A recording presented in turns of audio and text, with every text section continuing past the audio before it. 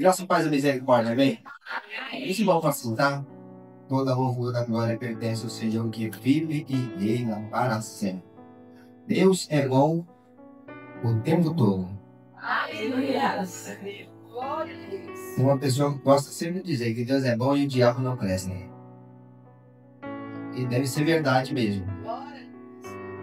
Eu quero deixar com vocês, em rápidas palavras, quero ser o mais sucinto possível, no livro de Gênesis, ou melhor, João, no livro de João, capítulo 16. João, capítulo 16.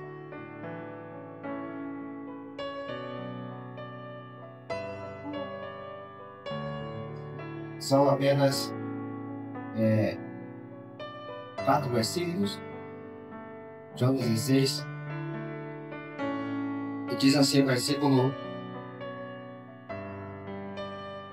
7 e 8, 9 e 10. Diz assim: Mas eu lhes digo a verdade. É melhor para vocês que eu vá. Porque se eu não for, o Consolador não virá para vocês. Mas se eu for, eu o enviarei a vocês. Quando ele vier, convencerá o mundo do pecado, da justiça e do juízo. Do pecado, porque eles não creem em mim. Da justiça, porque vou para o Pai e vocês não me verão mais aqui. Somente dei estes versículos. Escolhi falar nesta noite sobre uma coisa que é muito importante para todos nós, que foi o chamado de Deus para nós que já somos salvos, e que é o chamado de Deus para todas as pessoas que precisam ser salvas. E nós conhecemos, com certeza, cada um de nós conhecemos pessoas que precisam ser salvas. E é claro que para essas pessoas serem salvas, elas precisam ser encontradas. E esse chamado de Deus é para toda a raça humana. Deus chamou todo mundo. E esses textos são os textos que falam bastante coisa, mas uma delas é a questão de: se o Espírito Santo não vier, vocês não poderão concretizar ou completar isso que eu estou dizendo para vocês. Mas se o Espírito Santo de fato vier, ele vai convencer o mundo do pecado, da justiça e do juízo. Nós fomos convencidos do pecado e por isso aceitamos Jesus. Mas se as pessoas não forem convencidas do pecado, elas não aceitarão Jesus. Quando nós somos convencidos do pecado, também nós nos arrependemos das práticas pecaminosas que porventura estejam acontecendo na nossa vida. Hoje eu estava numa reunião com um grupo de pastores, uma reunião online, e nós estávamos vendo sobre essa questão do pecado do ser humano, que é tão rotineiro, tão contínuo, que muitas vezes a gente nem percebe que ainda está pecando. E se não houver o Espírito Santo na nossa vida continuamente, a gente se amarra no pecado e nem lembra que precisa pedir perdão, que precisa se arrepender. Pecados simples. Podemos aqui citar muitos tipos de pecados simples que muitas vezes acontecem. Você passa por alguém e faz um julgamento. Se você não se arrepender já nesse exato momento, então esse julgamento, um mal, vai ficar dentro de você. Por exemplo, você passa e faz um julgamento. Pô, aquela pessoa ali é péssima, é ruim, ou faz isso na vida, e muitas vezes não é nem verdade. Mas o julgamento surge da nossa mente em relação a alguém. Quando a gente faz um julgamento, você já está. Ou então, quando existe algo errado ou alguém que está pecando e a gente passa a mão por cima dizendo que não aconteceu nada. Então a gente vai cada vez mais aumentando o pecado quando a gente não tem esse filtro do Espírito Santo para nos lembrar de que nós precisamos arrepender continuamente, senão a gente acaba fazendo com que o pecado parecido com aquela sujeira. Não sei se vocês já prestaram atenção que se você ficar sem limpar, por exemplo, uma janela que fica pro lado de fora e chove, e ali a janela respinga água, e chove, respinga água, e chove, respinga água. Se você não limpar essa janela, 6 meses depois você vai ver lá que tá aquela crosta feia, suja, e aquilo ali tudo são tipo de zinabres que vai colando na parede ali e depois ele não sai fácil você jogar água ou apenas passar no sabão. Tá lá encardido mesmo. Assim é o pecado na nossa vida quando a gente não vai confessando todos os dias, ele ficou lá, passou um tempo, aí a Bíblia diz que um abismo chama outro abismo, ou seja, um pecado chama outro pecado. E daqui a pouco o pecado fica tão confortante que a gente já nem lembra mais que precisa se arrepender. Então a Bíblia está falando sobre esse chamado de Deus para as nossas vidas que a gente precisa entender. E aí eu quero deixar mais alguns versículos aqui no livro de Tessalonicenses, 1 Tessalonicenses 5:23, que diz assim: e o Deus de paz vos santifique completamente e o vosso espírito, alma e corpo sejam plenamente preservados e irrepreensíveis para a vinda do Senhor Jesus Cristo. E também capítulo 5, versículo 24 de Tessalonicenses diz assim: fiel é o que me chama, e ele também fará. Segundo Timóteo 1:9 diz assim: que nos salvou e chamou com uma santa vocação, não segundo as nossas obras, mas segundo o seu próprio propósito e a graça que nos foi dada em Cristo Jesus antes mesmo dos tempos eternos, ou antes da fundação do mundo. Romanos 10:8 diz assim: mas que diz: a palavra de Deus está perto de ti, da tua boca, no teu coração, e isto é a palavra da fé que pregamos. Por quê? Se com a tua boca confessares que Jesus Cristo é o Senhor, e em teu coração credes que Deus o ressuscitou dos mortos, você será salvo. Versículo 10. Pois é com a boca é com o coração que se crê para a justiça, e com a boca que se faz confissão para a salvação. Porque a Escritura diz: ninguém que nele crer será confundido. E isso eu estou passando para vocês aqui uma palavra sobre como nós devemos viver com o chamado de Deus para a nossa vida. Tudo começa com a chamada divina. Chamada, Deus chama cada um de nós. E algumas pessoas escutam Deus e se arrependem. Outras pessoas não escutam Deus e nunca vão se arrepender. Outras pessoas conhecem Deus, se arrependem e depois voltam novamente para o pecado. Outras pessoas ainda vão titubeando, vacilando aos poucos no decorrer da vida. E uma hora está santificada, e outra hora está sujo. Mas há aqueles que se santificam e permanecem limpos todos os dias orando e se arrependendo dos pecados diariamente, ou seja, processo de santificação. Arrepender-se dos pecados diariamente é processo de santificação. Não arrepender-se dos pecados diariamente não é santificação.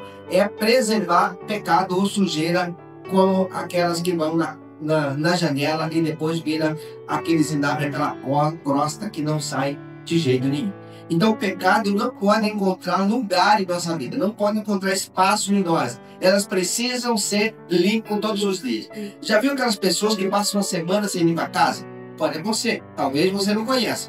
Mas existem aquelas que limpam a casa todos os dias. Se limpar a casa todos os dias, você não vai encontrar sujeira, não vai encontrar uma crosta ali em algum lugar da casa, porque todos os dias passam pela limpeza. Já viu aquelas pessoas que tomam banho uma vez por semana, ou que tomam banho uma vez por mês, ou que não tomam banho, mas as que tomam banho todos os dias e um banho bem tomado, que está sempre limpo.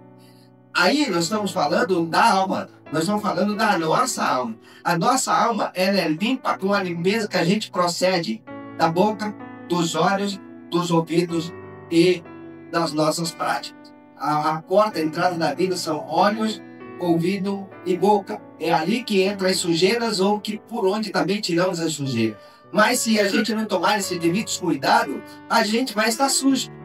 E aí, algumas vezes a gente pode até querer falar com Deus, olha, podemos até orar, mas muitas vezes aquela oração rotineira, né? Oh Deus, mas é diferente daquela oração que você dobra o joelho, sente a presença de Deus, e aí você não quer nem levantar, já foi meia hora, já foi uma hora, e é tão gostoso estar na presença de Deus. Falando em oração, eu hoje não tenho um tempo do tamanho que eu tinha, mas eu já fui num tempo em que eu ficava 3h30, basicamente todos os dias orando 3h30 sem parar. Das 7 às 10h30 dá 3h30. Então eu fiquei muitos anos fazendo isso. E quando eu parei de fazer durante o dia, fazia à noite. porque é importante diminuir esse tempo de oração, mas nunca parei de orar e não posso parar de orar. Nenhum de nós deve parar de orar, por mais corrido que seja o dia. E algumas pessoas me conhecem, sabem que eu trabalho bastante, eu basicamente movimento o dia inteiro.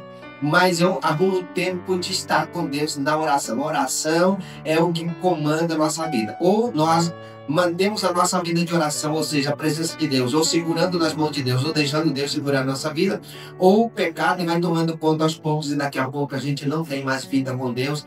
Isso, arrebatamento da igreja acontece no momento que a gente está meio disperso. O que vai ser da nossa vida? Mas o arrebatamento da igreja vai acontecer e precisamos estar colados com Jesus o tempo todo.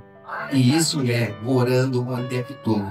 E a Bíblia diz que com toda a oração súplica no Espírito. Então a primeira coisa que precisa estar estabelecendo na nossa vida chama-se chamada de vida. É quando Deus nos chama. A segunda coisa que precisa estar estabelecida na nossa vida é convicção de pecado. Todos nós precisamos ter certeza de que somos pecadores e de que nenhum de nós estamos pronto, sarado, já completo. Todos nós temos coisa para resolver todos os dias. Temos santificação a proceder todos os dias.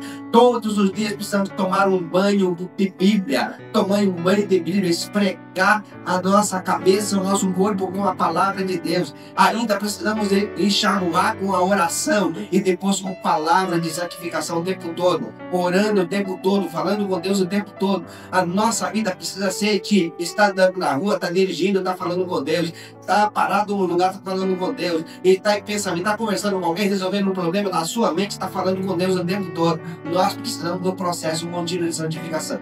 A Bíblia diz que sem a santificação ninguém verá o Senhor. Então é necessário que nós tenhamos essa convicção de que o ser humano precisa saber que está irremediavelmente perdido se não proceder à santificação continuamente na sua vida. Então é a santificação. E quem é que santifica? Quem tem convicção de que é pecador. Quem não tem convicção de que é pecador, para o processo de santificação. Ou imagina que já está no céu, mesmo estando na terra. João 16, versículo 9, um dos versículos que nós lemos, diz assim: o pecado do mundo é a falta de crença em Deus. E o versículo 10, a justiça divina precisa estar na nossa vida, porque Jesus disse, porque eu vou para o Pai e vocês não me verão mais aqui. De fato, a gente não vê Jesus pessoalmente, mas Jesus está presente no Espírito para todos aqueles que invocam a Deus em Espírito e em verdade. Aí sim, nós temos essa presença. Romanos 3, 23 assim, diz assim, porque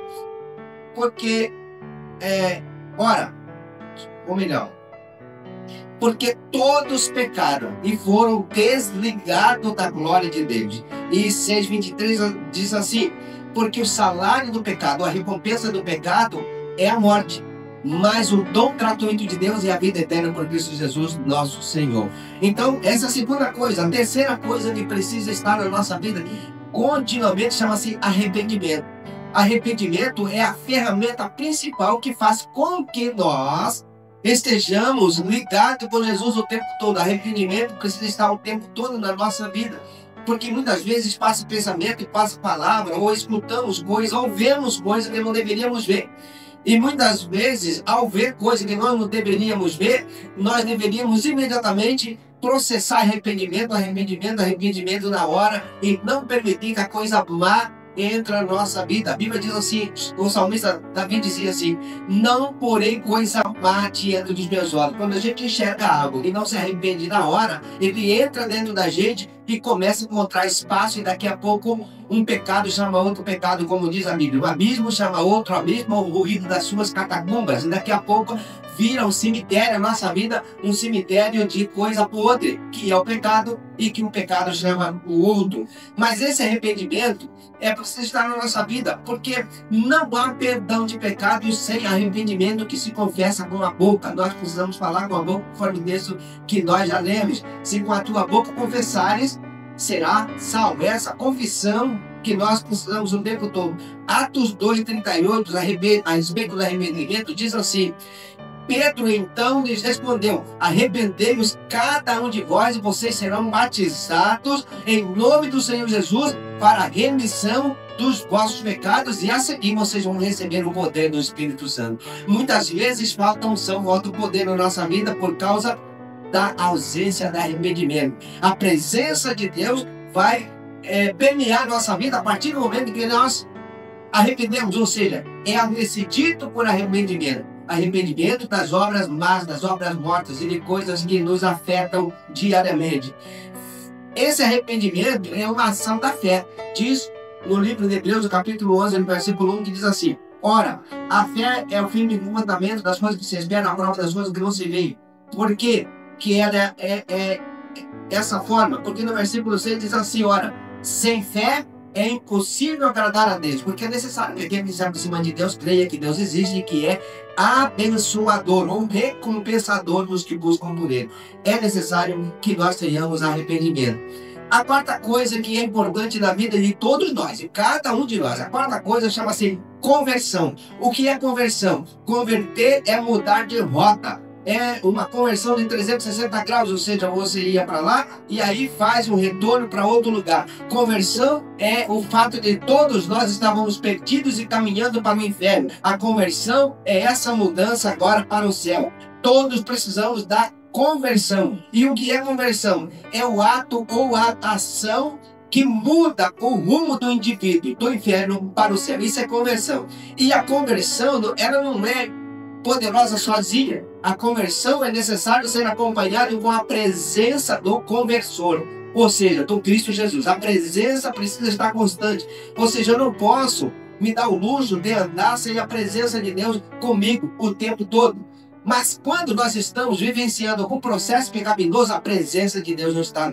Ele pode até falar usando pregador, usando profecia, usando mensagem, pode até falar, chega bem cuidado, pode dar uma palavra, mas a presença real dele em nós é o ciclo de vivência no processo do arrependimento o tempo todo.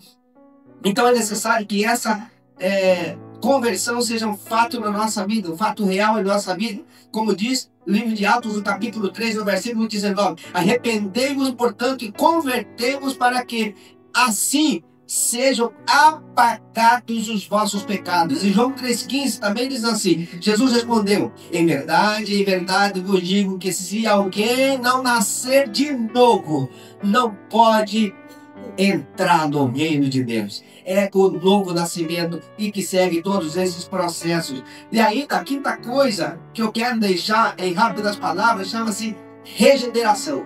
E o que é regeneração? Regeneração é da palavra ser gerado de novo.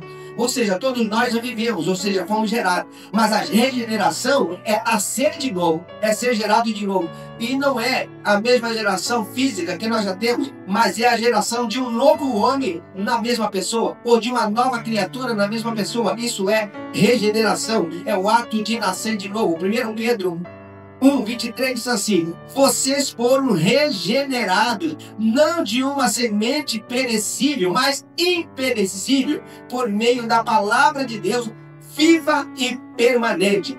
O que nos regenera é a palavra de Deus. Por isso o crente tem que ler Bíblia o tempo todo. O crente tem que amar a Bíblia mais do que ama a si mesmo. Porque a Bíblia diz que se alguém não ama mais a Deus do que a si mesmo, não pode ver no reino de Deus, não pode entrar. Nós precisamos amar mais a Deus do que a nós mesmos, mais a Deus do que a mulher, mais a Deus do que amar o marido, mais a Deus do que amar o filho, mais a Deus do que amar o dinheiro, do que amar qualquer coisa. Deus precisa ser algo mais amável por todos nós o tempo todo. O tempo todo. 2 Coríntios 5:17 diz assim: portanto, se alguém está em Cristo, é uma nova criatura, e as coisas velhas ficaram para trás, e eis que tudo se fez novo.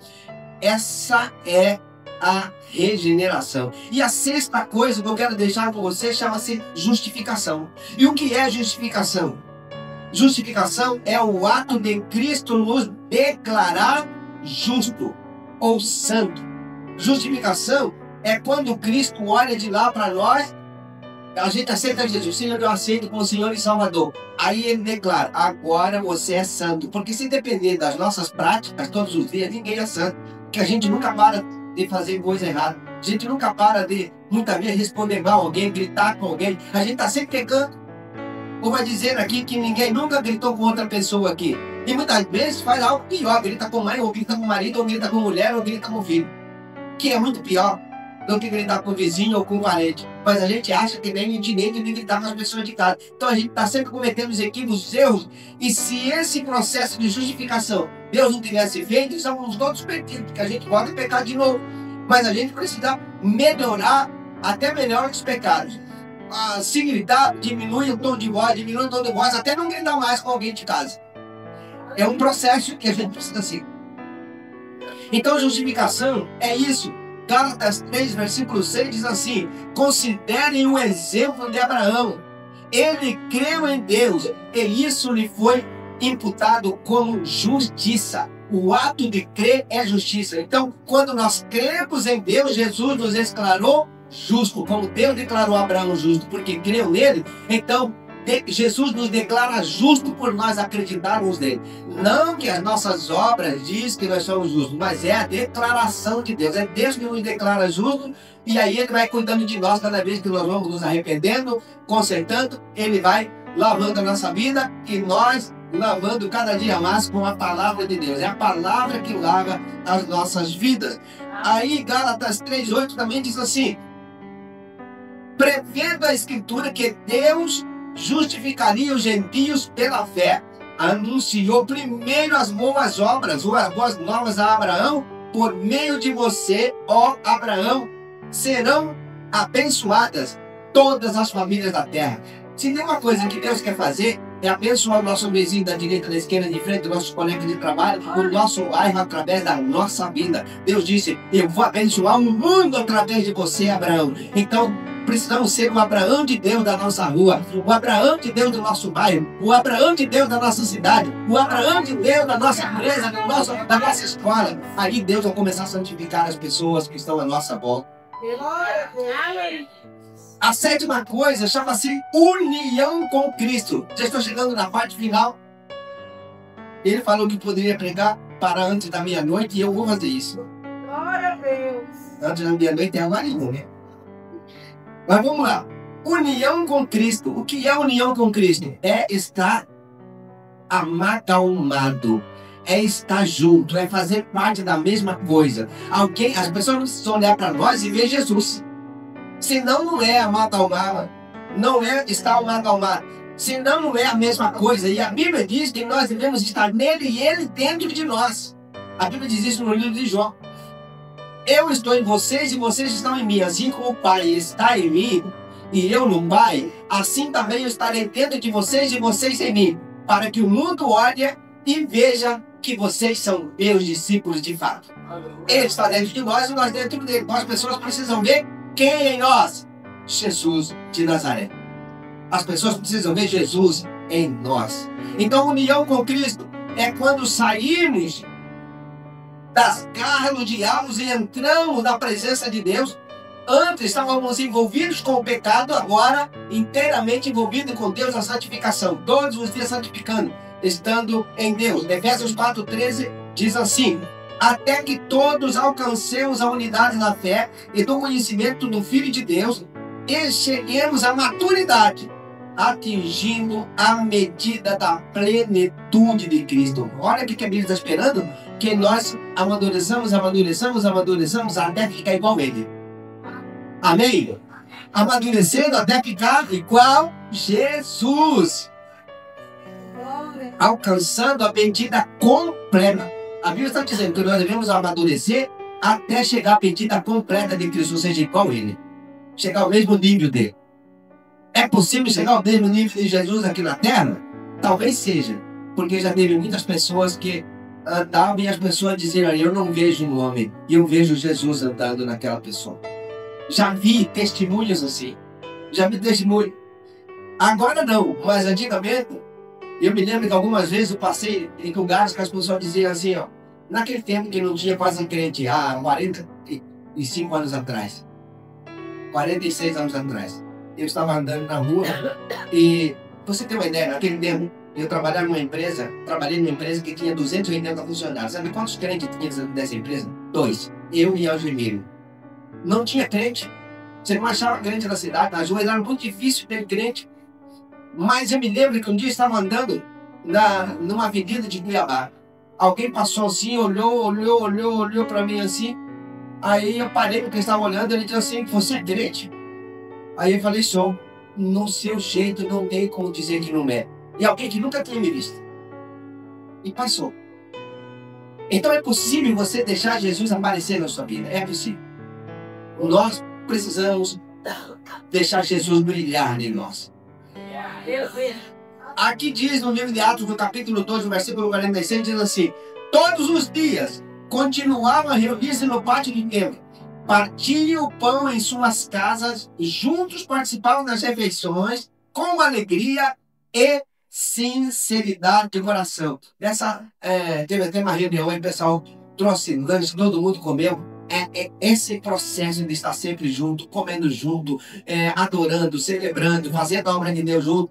Esse é o processo de santificação. Está sempre junto. O crente não pode andar alienado, sozinho, e só de vez em quando vem na igreja. Não, o crente tem que estar junto e convida. Vamos fazer tal coisa? Vai todo mundo. Vamos fazer tal coisa? Vai todo mundo. Gente, nós precisamos fazer isso. Vai todo mundo. Sempre unido fazendo as coisas de Deus. Aleluia. Aí, ainda terminando essa da união com Cristo, Salmo 33 diz assim: ó, quão bom e quão suave é que os irmãos vivam em união. Todo mundo junto. Todo mundo junto. A oitava coisa que eu quero deixar com você é santificação. É o processo diário até chegar no céu. Que é santificação. 1 Tessalonicenses 4:3 diz assim: a vontade de Deus é que vocês sejam santificados. Abstenham-se da imoralidade sexual. Santificação. Hebreus 12:14. Seguir a paz com todos e a santificação, sem a qual ninguém verá o Senhor.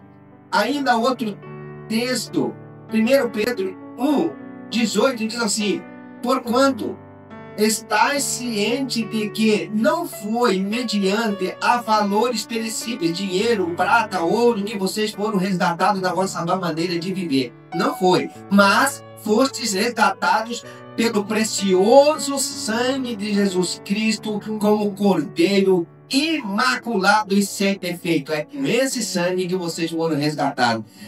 Glória a Deus. A nona coisa que eu quero deixar com você chama-se preservação. Preservação. O que é preservação? É mais ou menos assim: você pega um produto e esse produto é perecível. Qualquer coisa que você pega da roça para fazer, tipo assim, você pega uma carne e deixa fora na geladeira, um dia, no outro dia já não presta mais, vai apodrecer. Mas hoje existe um produto químico que é o formal, que é o mesmo. O formal é o mesmo colocado nos refrigerantes, nas salsichas, todo produto enlatado é formal. Eles trocam o nome, mas é a mesma formal. Aí ele pega e coloca esse produto. Aí você tira o produto da geladeira, pode tacar lá a salsicha, a linguiça, a calabresa, fica lá no sol 6 meses e tá tudo bem. Não estragou nada, porque tá preservado por causa do formal.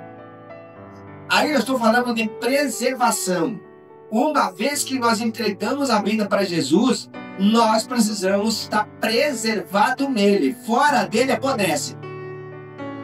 Mas com ele a gente está preservado. Amém?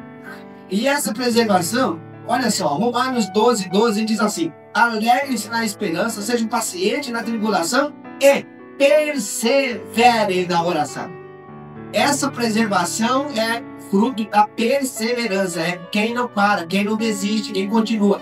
Perseverança é o que faz a preservação. A gente entrega a vida para Jesus e permanece com ele. Aí não apodrece. Fora dele a gente adoece e perece. Tiago 1:2, 3 e 4 diz assim: meus irmãos, considerem um motivo de grande alegria o passar por várias tribulações e provações, mas vocês sabem que a prova da vossa fé produz perseverança, e a perseverança produz a perseverança deve ter ação completa, a fim de que vocês sejam maduros e íntegros, sem faltar em coisa alguma, ou seja, sem estar pecando em coisa alguma. A décima que eu quero deixar com vocês chama-se libertação do pecado. Gente, mas o que é isso? Eu explico para você. Só acontece no arrebatamento da igreja. Enquanto a gente está aqui, o pecado vai estar sujando a nossa vida, a nossa veste todos os dias. É como você está perto de onde shopping tem lama e você vai entrando na lama, vai sujando a roupa.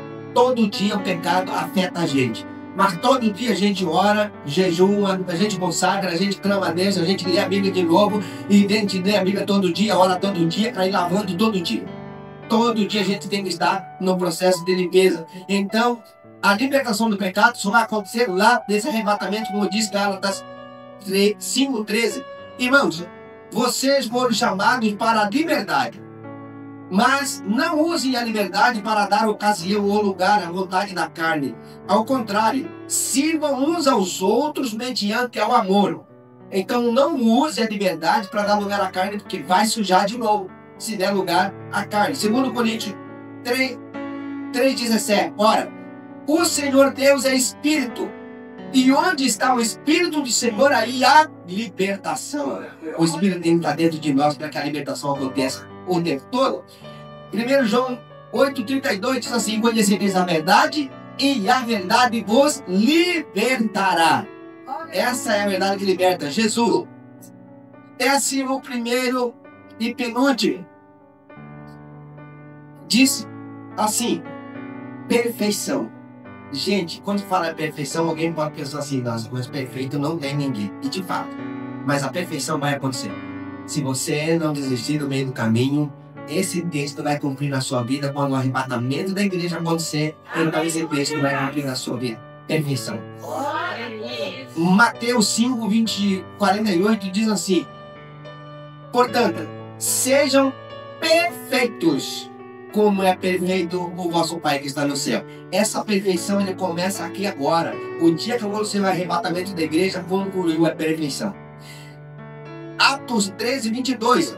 E tendo tirado a este, levantou-se-lhes Davi, do qual também, dando testemunho, disse: achei Davi, filho de Jessé, homem segundo o meu coração, que fará toda a minha vontade. Uma das perfeições que começa na nossa vida é fazer toda a vontade de Deus. É descobrir qual é a vontade de Deus para a minha vida. E toda a vontade de Deus está aqui nesta palavra. Então é descobrir isso e começar a dar na vontade de Deus o tempo todo. Aí então nós entramos no caminho da perfeição que vai completar quando a gente chegar lá. Para terminar, também esse versículo ainda da glorificação. 12º e último, glorificação. Isso é o que? Completude, conclusão, fechamento, celebração. Isso é glorificação. 1 Coríntios 9:24. Vocês não sabem que de todos os que correm no estádio, apenas um ganha o prêmio? Corram de tal modo que alcancem o prêmio. Quando é que a gente vai receber esse prêmio? Não é aqui. O nosso prêmio a gente vai receber quando a gente chegar lá. Isso é glorificação. 1 Coríntios 15:26. Ora, o último inimigo que nós vamos vencer chama-se morte. E o versículo seguinte diz assim: onde está a morte, o teu aguilhão? Onde está o inferno, a tua vitória? Porque ele foi vencido na ressurreição de Cristo. Então eu convido você, meu irmão e minha irmã, a trilhar nesse trilho da chamada divina. Deus nos chamou para uma vida com Ele de santificação. Amém? Que Deus abençoe em nome de Jesus. Antes de devolver a palavra, eu quero fazer uma oração. Eu queria que você ficasse de pé.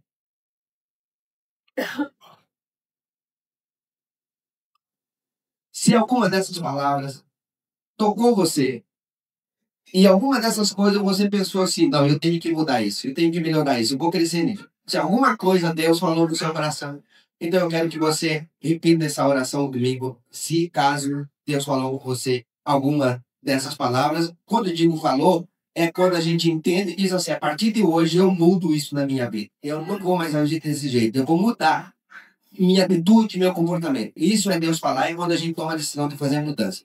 Se não tomar a decisão de fazer mudança, significa que Deus não falou, de fato. Então, se você entendeu o que Deus falou, gente, vai tomar uma decisão, de restauração simples que vou fazer agora, porque eu sempre oro pedindo a Deus e fazendo mudanças na minha vida. Então, diga assim, Senhor Deus, eu te agradeço por esta palavra, pelo que eu entendi e pelo que vou mudar.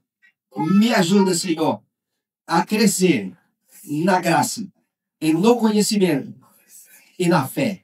Porque eu quero, de fato, ser uma nova criatura, cheio do Espírito Santo, e atender ao chamado que o Senhor me deu para viver em santidade. No nome de Jesus. Amém. Deus abençoe. Obrigado pela oportunidade.